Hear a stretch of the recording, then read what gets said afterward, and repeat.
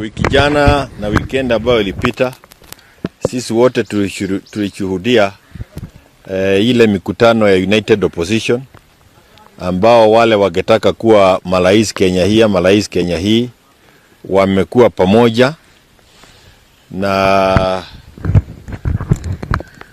wametembea kule Kisii, wamekuja hapa Mai Mahiu Nakuru, wamekuja padi ya Naivasha walikuwako, wamekuja mpaka Subukia, Nyahururu, wamekuja Daragwa, hapa Nyandarua, wakaenda Nyeri.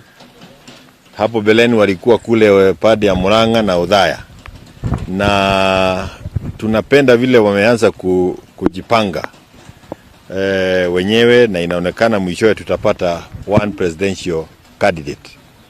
Lakini kuna changamoto moja ambayo ilitokea na tumeiona kila pahali waendako, na ni kwamba ile jukwaa haisaidii wale ambao wangetaka kuwa wabunge, senators, members of the county assembly, hasa kwa chama cha Jubilee, kwa sababu inaonekana hatupati nafasi ya kujitetea kwa wananchi.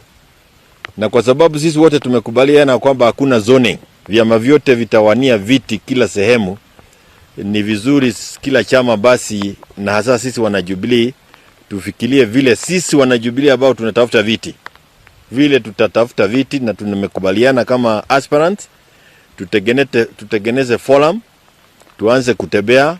As we sell the United Opposition, we also sell our candidature, ili Wakenya waweze kujichagulia viongozi wale wanawafaa sehemu yao. Pale juu tukubaliane juu ya mtu mmoja, lakini huku chini watu lazima wasiagane. Na watasiagana kwa sababu gani?